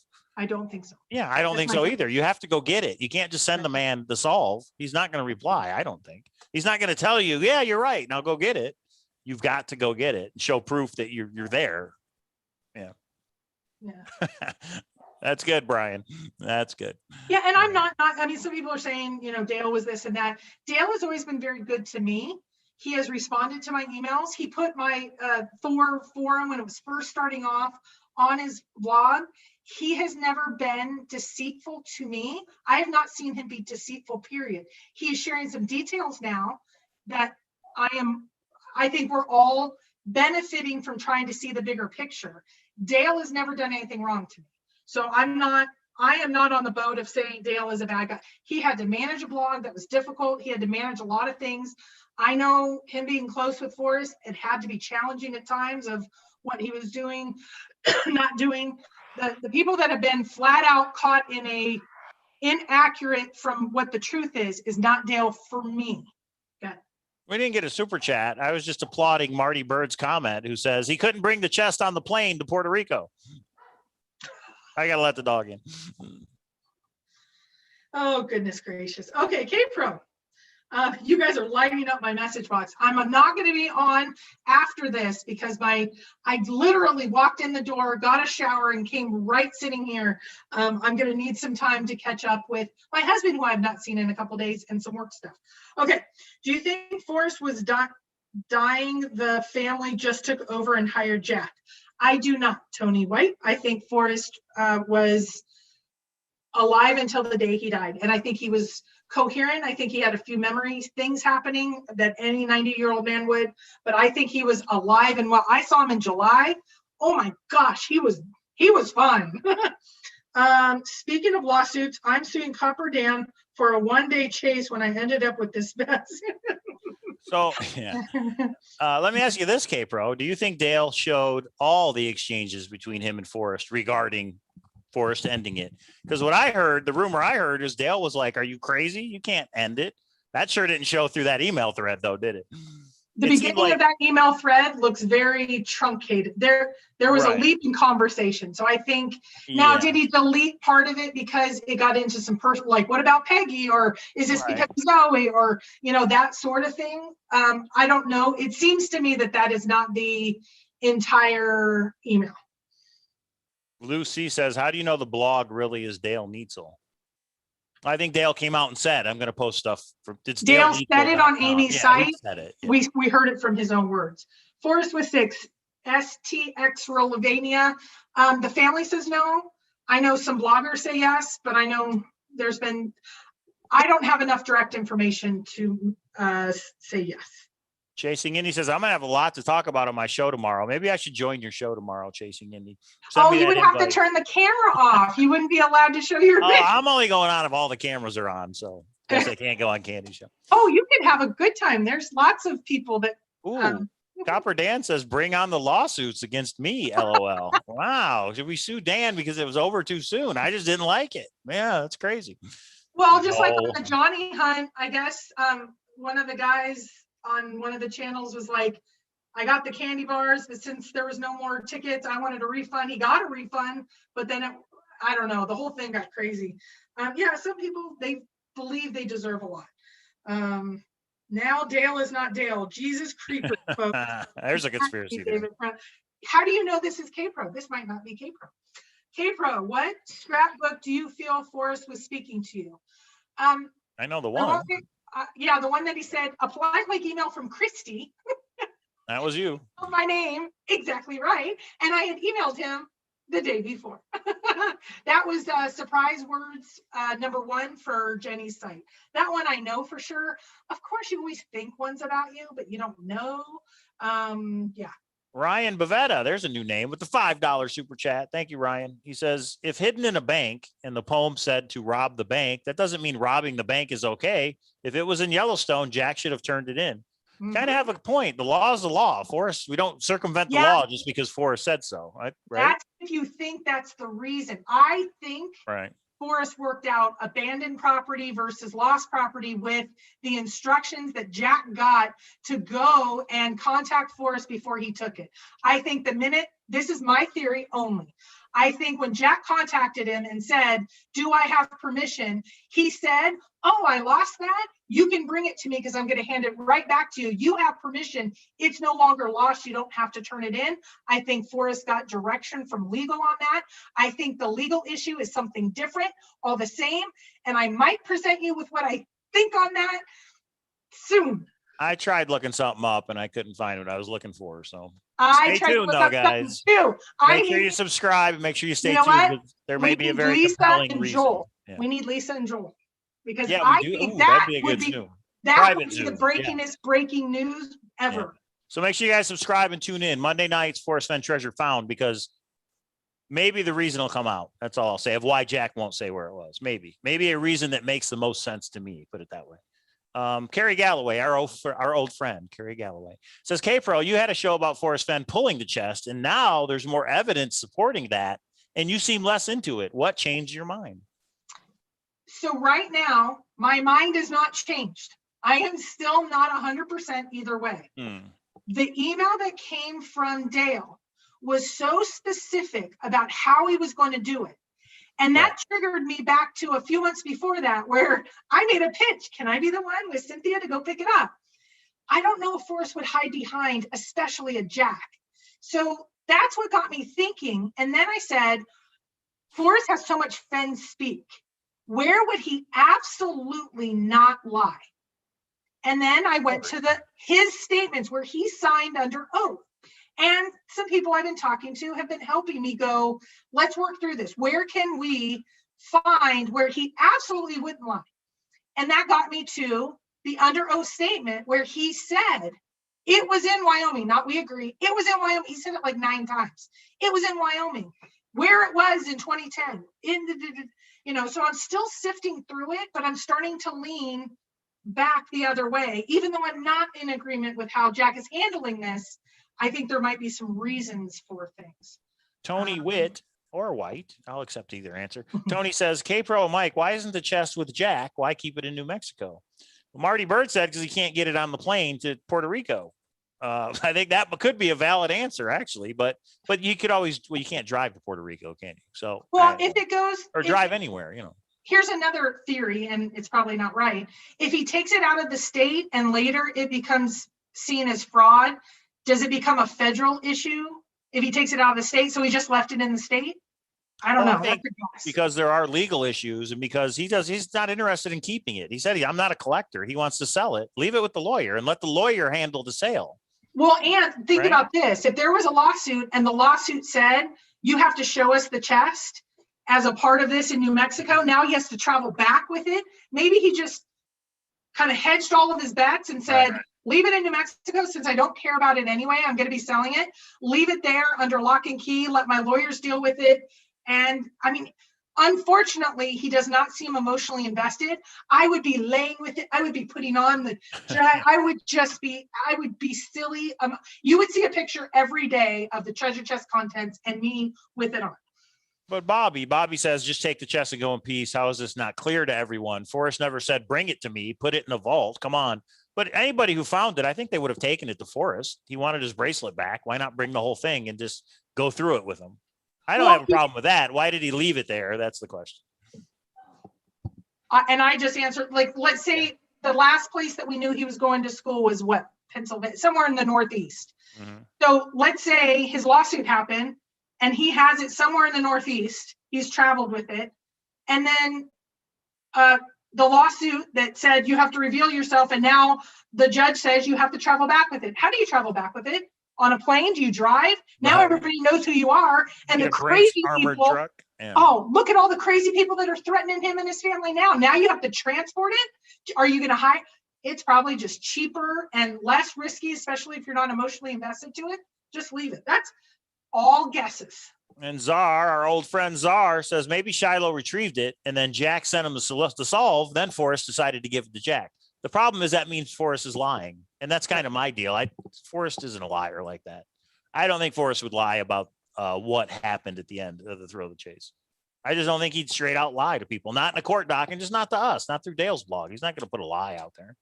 Now, did he lie to Kpro? Yeah, I guess, but fair game. Any subject that we're trying. You know what Forrest said to me when I met with him, and I've said this before, but I'm sorry, I'm going to get on a soapbox here. He said to me, so many people said so many bad things about you, and I never realized how much you were my friend until after June 6th. He's like, you have been really fair, even though we don't agree on some things. And he was holding my hand and he was like, do you know how many people I actually thought were my friend, that they had betrayed me? Like, you can't believe. And I said, I don't want to know, but I thank you so much. And he grabbed my hand because I was kind of and he's like, my point is to thank you, not to say anything else. I just didn't know. And I was like, that was like the best part of all of that. I said it before, I'll say it again. There are some shitty people in the chase. And Forrest realized that toward the end. And I think I've realized it here in the last little while as well. Yeah, Mike, I know. True. Hey, that's just my opinion. I'm just giving you my opinion. That's all. I know, but that makes me sick. The hard part for me is, and I'll just say this right out loud, Mike was really popular in totally Switzerland before me. I know the whole documentary thing and some of the other people that are not being as kind to you it's because of me. And I hate that you're okay with it, but I hate that you've lost some opportunities because you've married me and they don't like me enough. But I got you. So in the end, I won. No, but bad people suck. Yeah, well, it is what it is. Everybody's got their own opinion, and it is what it is. Love the statement about crossing state lines. Milan, that just came up in my mind. Like once you cross, I've always heard, like, if you're in a custody dispute and you nab your kid because of whatever, never cross state lines, because then it becomes a federal thing and you go to jail like forever. Not that you should ever nab your kids, but like any crime, don't take or like if you rob a bank, don't take the money over state lines, because then it becomes a federal crime. Like, yeah, that might be, because some people are saying fraud criminal, right? It's not all just civil. Has there been any criminal stuff, has there? I don't know how any of that works. Yeah, I don't know either. No, I'm not talking about you. To say, I don't know how Adam, any of them. or Hooley, or Copper Dan, or even Randy Pischel. I'm not talking about any of you guys. Speaking of Randy Pischel, Beacon Star Thursdays, everybody. Oh wait, Try the Wheel isn't Beacon Star. So if you want a new treasure hunt, if you're tired of talking about this one, tune in Thursday. Make sure you subscribe. Make sure you tune in Thursday. Beacon Star Thursdays. We're also going to have Jana on the show, who did in fact find the Hennepin County treasure up in Minnesota. $7 million, guys. $7 million. No, we don't know. It was a lot of silver, but a lot. Yeah. Okay, wait. Kpro, Mike, why not even care about the chest? Why even go and find it and leave it there for other people that love the chest? And Forrest, he seems like he didn't even give a blink that crazy. What? I think Jack values money. Jack does not value certain items in the chest emotionally. And actually, I think he has a right to do that. Okay. Well, and that's fair, Bobby. Bobby's like, if I would have found it, I would have taken it straight home and never showed Forrest. Never. Okay. But Jack, I think there's a reason, though. I think the instructions in the box says why. Yes, Kpro has it. Jack's behavior is not outside the scope of possibility. Maybe not what we would do, but we are talking about Jack, and he's a lot different from us. And James, we do not have the information he does have. Right. So I think we're going to understand. Eventually, I think it's all going to come out. But I think we're not understanding Jack because, one, he is a little different than the rest of us. And there's stuff we don't know what we don't know. Does that make sense? We don't know what we know. Hamilton watched it again this past weekend. Mike better not be talking about me because I backed it. Indy, he's not talking about you. He's not talking about you. Unfortunately, some friends sometimes aren't friends. Indy's always my friend, even though I don't agree with her all the time. That chick, you gotta love her. I think if I said, let's jump, we could be Thelma and Louise going off because she's awesome, even though I don't agree with you sometimes. And I think it brings me drama. I got plenty of drama. And then I move it over to Mike, and there's enough drama for all of us. Packer Jack says, how's purchasing a giant comic book collection coming along? Not well, because Kpro doesn't want me to buy one. I was just looking at Something's Killing the Children on eBay. 15 comic books went up to $675. That's not happening. Wait. Can we rewind what you just said? Kpro doesn't want me to buy a major comic book collection. Is that just not a true statement? Okay, let's define big. Oh, that's going to be a funny little clip. Oh, well, that, yeah. Well, go ahead. I am fine with a collection that we will not have to take a loan out for, like maybe $4,000 or $5,000. Right. No, I agree. When Mike says he wants a $30,000 or $100,000 $300K. Oh, this is not made up. I wanted other people to buy it, and then I would do the work of selling it. But that's just a dream. It's just a dream. Wait. You seriously wanted to buy and asked me, and I said, let's continue to get our feet wet, kind of like the $300,000 Houston Booty one. That guy lost his amount in a day or two. Let's get a couple of other smaller collections. So to answer, I think I'm wife of the century for being enthusiastic. And I $4,000. I agree. So Kpro's on board. You guys heard it. She's on board with buying another collection. It's not a huge one. But Packer Jack, the truth is I haven't been able to find one. Really want one locally, the mailing and all that. But I haven't been able to find anybody really selling anything. But hopefully we find that opportunity again. The funny part is I signed up for Twitter and he didn't know it. And I saw a tweet. And the tweet said, hey, everybody, I'm looking for a major collection. What do you guys think? And I thought, Major to me is like 10 long boxes or more. I don't mean, I don't want like 2 comic books. Hey, I'm selling a comic book. I want a collection, somebody's private collection that has not been gone through and all the key issues taken out. That's what I'm talking about. That's what we had with the 50 long boxes. And I still have the ones to put on eBay right here. It's like $5,000 right here. Okay, Maybe. let's get back to Forrest Fenn, not art. All right. Sorry. Okay. Yeah, that was a sidetrack. Sorry, everybody. I see what you're saying, Kpro, though robbing a bank is a federal crime. See, I don't know this about crimes. I fortunately have not ever had to deal with any of that stuff. Okay.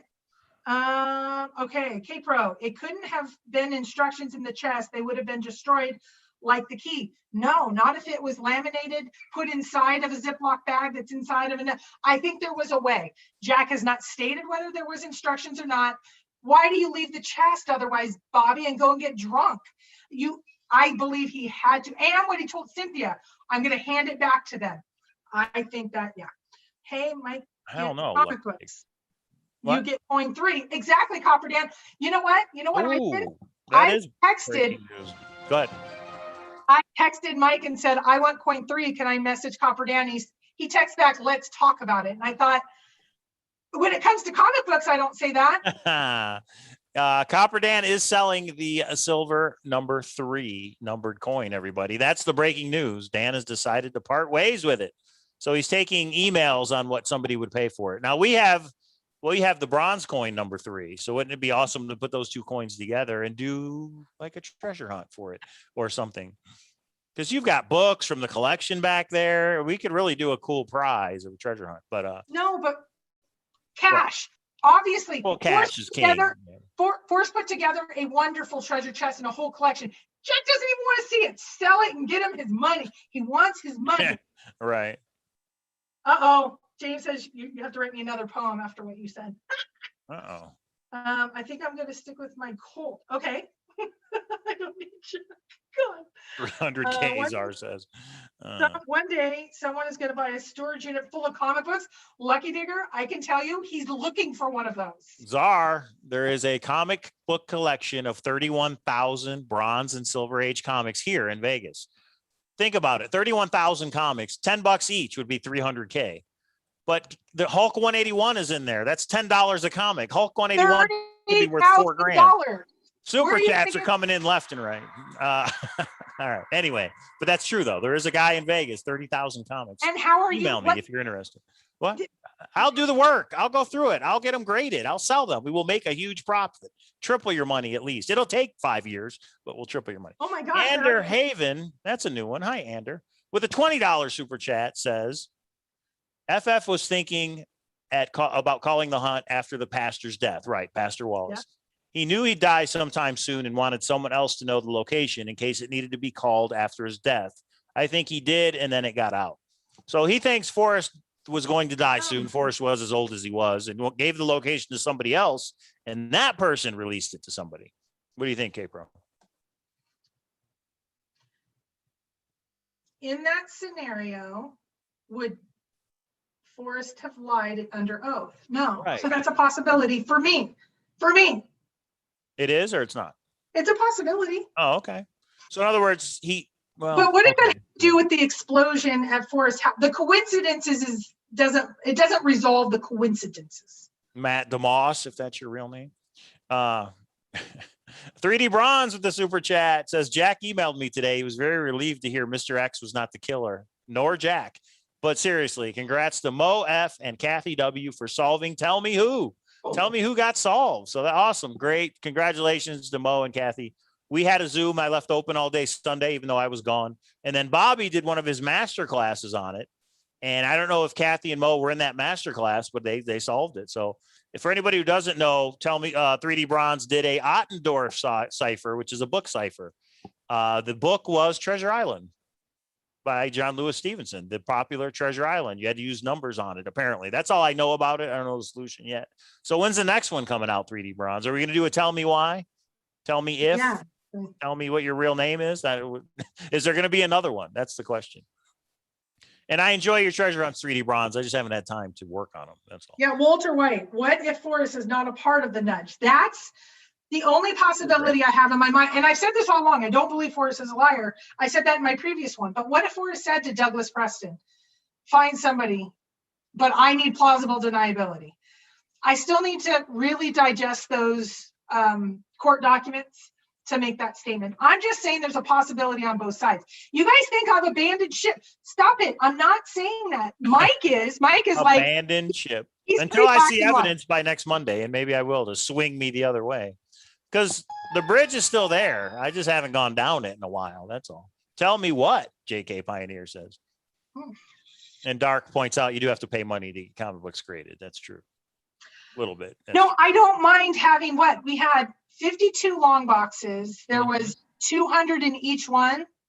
Well, if not more. Yeah, there was over 10,000 comics. Okay, guys, I had 10,000 comic books a month before we were moving in our house. And I was like, that's awesome, honey. Okay, would your wives have done that and said, awesome? I know. We rented a U-Haul to go get it. Kpro's awesome. That's right. Now Mike's like, so can we get $30,000? Let's do it again. $30,000? No, we can try to buy the treasure chest. I'm not buying $30,000 comic books.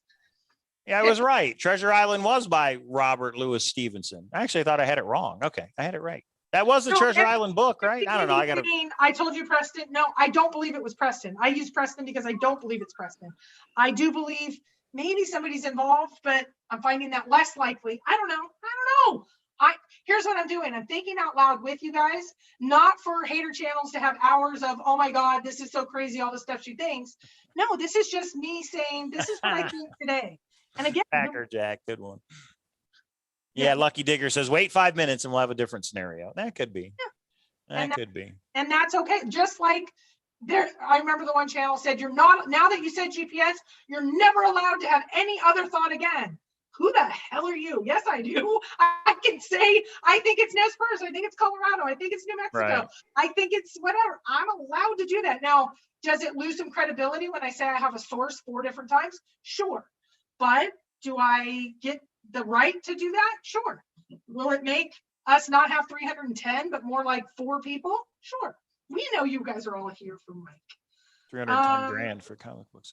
Okay, everybody, let's we're at an hour and a half. Let's wrap it up. We went down a couple of different bridges there in the last 30 minutes. Somebody pointed out, but there it is. It's the simplest explanation that Jack just found it fair and square. I think maybe it is. We'll see. We'll see what comes out. There's some stuff that I think is going to come out actually search related. That's going to help us figure that out. I do. Okay. Well, there you go. So make sure you stay tuned and subscribe. Monday nights, Forrest Fenn Treasure Found. We go live every Monday night. We go live every Thursday night for the other treasure hunts going on in the world. And yeah, thanks to Kpro for putting those PowerPoints together, keeping the timeline updated so we know how all this went down. Vegas meetup, Czar says. World Series of Fenn, unless you're coming into town, Czar, well then of course, but World Series of Fenn. Okay, a couple last questions. Kpro, the dog eating mushrooms, GPS saw if he believes it. It could be. Right now, that's turd source, though, because there's lots of lies and deceit around that, and I don't like that. But there's lots of lies and deceit with even friends that don't seem to. So everybody seems to be going down that path. What was the explosion? Matt DeMoss was not wearing a mask, and Zoe lost it and escorted him out. He said it didn't happen, and then it came out in Dan Barbarosi's book. Yes, it did. How long do we have to wait until the chest sells? Good question. I don't know that answer. I just have heard recently, I saw an email a few days ago that it's being prepared for sale. So that means the person that Forrest wanted it to go to, that didn't happen. Captain Buck says, how much for the pop-out camera? Remember the old camera we found in the storage unit? If it's worth 100, Captain Buck, for you, $75 plus shipping. Email me if you're interested, or if you know somebody that's interested. If it's worth, I think you said it's worth 100, so $75 seems fair to me. Or make me an offer. Yeah. So I'm rolling with it just like you guys. I am taking my opinions as they come because they do change, and maybe they change too much and you guys don't like it. And I'm sorry, but I'm gonna put it out there, and we will see. But have I had any communication with Jack about any of this? No. I haven't. I just kind of left him alone because I emailed him when there's been different conspiracies, like he asked me to. He didn't respond, so I left him alone. But do I see a lot of correspondence? He's still corresponding with a lot of people, and he's choosing not to correspond with some people. And so it's kind of still a crappy ending. Wonk, wonk, sad horn. Yeah. One mountain digger says, don't lose sight of the fact that some really good people are in the chase. And that's true. Me and Kpro met through the chase. I mean, I'm not down talking to or Forrest Fenn. Yeah. And there are a lot of other good people. Yeah. When strangers or crazy people disappoint me, it doesn't, or do bad things, it doesn't disappoint me. When genuinely good people get kind of corrupted through it all, it's kind of sad. I think some people get obsessed over the chase, and but whatever. JB says, I just got on. There was a searcher rescue this weekend of the Utah hunt. Wasn't it you, Kpro? I wonder if there really was a searcher rescue this weekend in the Utah hunt. I hope not. No, it wasn't me. We did have a close almost call die, right? There was a cliff. I do have to say, here's what I did. We were actually filming in the truck. I went down an ATV path that I shouldn't with my big truck. And my big truck has snow tires on it, so I thought I'd be fine. Well, the path narrowed and the one side was a steep cliff. We were filming at the time. I wasn't, but my daughter had the camera. And the further I went down, the more it got narrowed, and I couldn't turn around. And my daughter was going to turn off the camera because my son started crying. And I said, no, leave it on. And it was funny because you guys will see this. I said, it's content. People need to see the good and the bad. And it was a little hairy, but I got turned around. But so no, it wasn't us that needed to be rescued. Greg says, would you rather be married or have the solution? What do you think, Kpro? Would you rather be married or have the solution? Oh my gosh. It's not even a close call. I have my treasure. That means me, right? Yes, that's right, everybody. And with me, she gets comic book collections. She gets all kinds of cool stuff around here. Anyway. Okay, everybody. Thank you for tuning in. We got 37 thumbs up. We got 34 thumbs down. Hey, the good thumbs up won. Make sure you subscribe. Thank you so much for the super chats. We appreciate it. We're going to keep this train going. We're go live twice a week. And who knows if we get a comic book collection, if we get another storage unit, if we get coin number 3, you never know what we might do with these things. And you never know when we might pay it forward for the thrill of the chase. So we still got Beacon Stars to give away. And we'll talk about that on Thursday's show. Jana is going to come on. I don't know if that's going to be this Thursday or not. I don't think they can do it this Thursday, but Jana and Jacob will be on to go over that solution. And Jana can tell us how she found that treasure in Minnesota. Thanks, everybody. If you know of a brand new treasure hunt, make sure you email it to me, cowlazars@gmail.com. If you know anything about Jack, make sure you email it to Kpro, kpro3@aol.com. Good night, clowns, Greg says. Guys, if I get the frog, I will be so excited. And hey, I was thinking if we could get a couple of investors and really kill it with the highest bid. Oh. No. Yeah. I want the treasure chest, Mike. You think that the community could crowdsource and put into a fund to buy the treasure chest? No, I think personal investors. Okay. Yes, I think maybe 3, 4, 5 of us could we would have to destroy all of our retirements because we're just average people. But I think we could outbid the guy from India. Hey, if there's any serious people with serious money that want to try and bid on the treasure chest, pool money together to bid on the treasure chest, email Kpro. I mean, it's not beyond the realm of possibility. Question is who gets what and what do you do with that treasure chest, right? Wouldn't that be so fun to figure out? Who gets the autobiography? But we would have to agree to display it first for everyone. Everyone deserves to see all of it, and we would have a sit-down reading of that autobiography. You would have your night that you do it, and I have my night that I do it. As long as I can film it and show it to everybody, let's do it. But yeah, if there's any serious people that would put in some serious money to buy the treasure chest, let Kpro know. I mean, hey, it's a possibility. Yeah. Suckers are born every minute. That's true, Trusted Live. Nah, you could have shot. I would have let that one go through. Yeah. All right, everybody. Yeah, thank you for tuning in. It's good discussion. Maybe Jack's not the bad guy we thought he was, but you know what? Maybe he is.